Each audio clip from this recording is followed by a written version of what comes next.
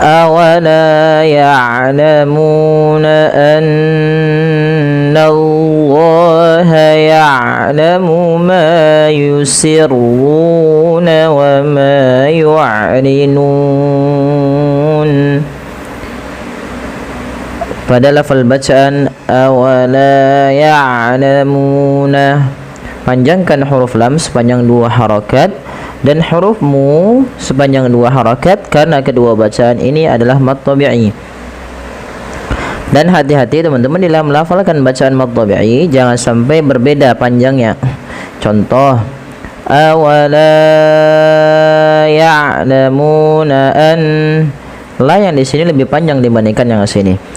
Ya, hati-hati dalam melafalkan memanjangkan mad tabi'i, ya, lebih panjang satunya dibandingkan yang lainnya. Kemudian pada lafal annallaha ya'lam, kita menahan di dalam bacaan anna. Setiap kita mendapati adanya nun berharakat tasydid, kita tahan dulu suara bunyi n-nya sepanjang 2 harakat karena ia kita namakan dengan bacaan gunnah. Kemudian lafal Allah bila didahului dengan fathah maka dia ditebalkan, tapi n-nya tetap tipis. Annallaha, nallah, na baru Allah. Annallaha ya'lamu ma yusirruna wa ma yu'linun. Kemudian pelafal ma yusirruna, ma di sini dipanjangkan 2 harakat, yusirruna, ru-nya tebalkan, yusirruna. Dan pada lafal ru juga kita panjangkan 2 harakat karena dia mad tabi'i. Wa ma yu'linun, dan ma panjangkan juga 2 harakat, harus sama dengan ma yang awal dan ru. Maka misalkan ma yusirruna wa ma yu'linun. Kemudian melafal nun, di sini kita boleh memanjangkan antara 2 harakat, 4 harakat atau 6 harakat karena dia ada bacaan mad arid disukun, yaitu mad yang terjadi di akhir bacaan kita disebabkan karena adanya sukun arid, teman-teman. Apa itu sukun arid? Sukun arid itu misalkan begini, sukun yang timbul karena waqaf. Contoh di sini kan misalkan contoh yusiruna, ru, waw di sini wawnya harakatnya sukun asli.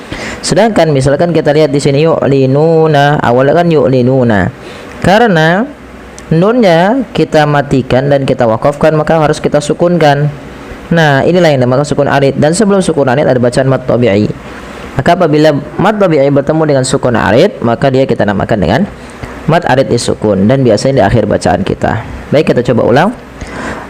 Awala ya'lamuna annallaha ya'lamu ma yusirruna wa ma yu'linun.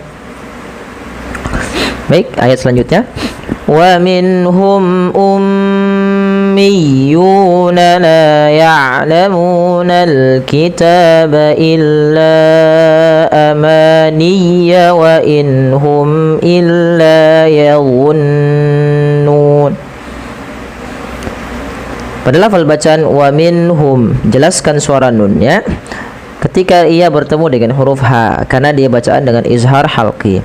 Izhar halqi terjadi apabila ada nun sukun atau tanwin bertemu dengan huruf-huruf halq. Huruf-huruf halq itu apa? Huruf-huruf yang keluar dari tenggorokan. Huruf yang keluar dari tenggorokan ada 6, ada hamzah, ha, ain, ha, wain, kho. Nah, ini huruf-huruf yang kita urutkan yang keluar dari tenggorokan. Maka setiap ada tanwin atau nun sukun bertemu dengan 6 huruf ini, maka harus dijelaskan suara nunnya. Kemudian jelaskan juga mimnya ketika bertemu seluruh huruf hijaiyah kecuali kecuali nun, mim dan ba. Nanti dia ditahan.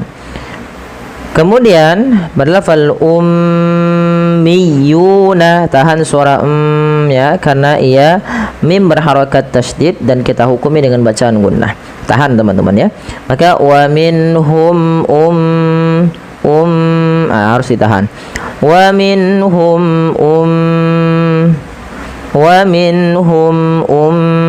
seperti itu. Wa minhum ummiyuna la ya'lamun. Lafal miyuna ditekan huruf ya berharakat tasydidnya. Ummiyuna la ya'lamun.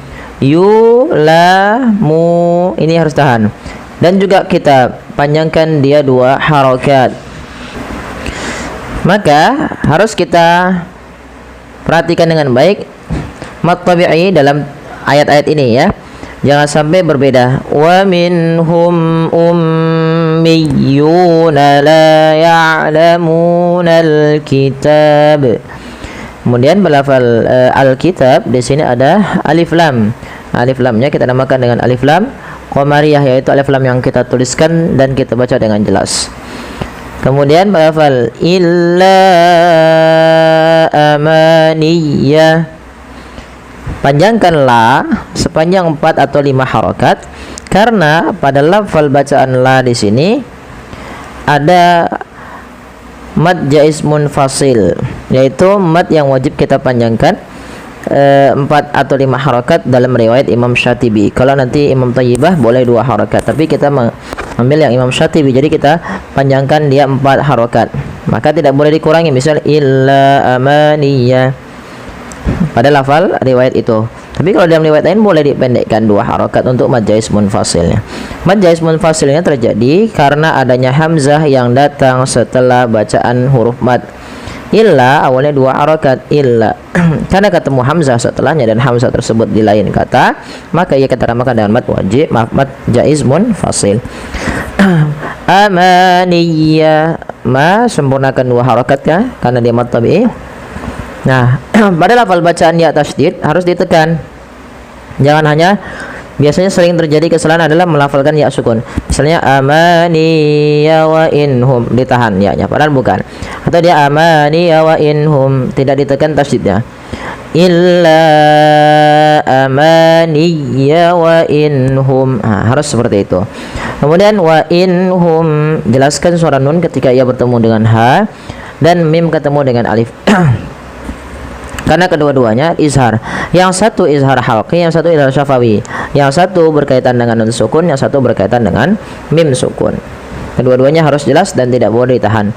Wa inhum illa yadhunnun. Lafalullah, hati-hati teman-teman, jangan kita ganti dengan huruf zai. Bagaimana cara melafalkan Allah?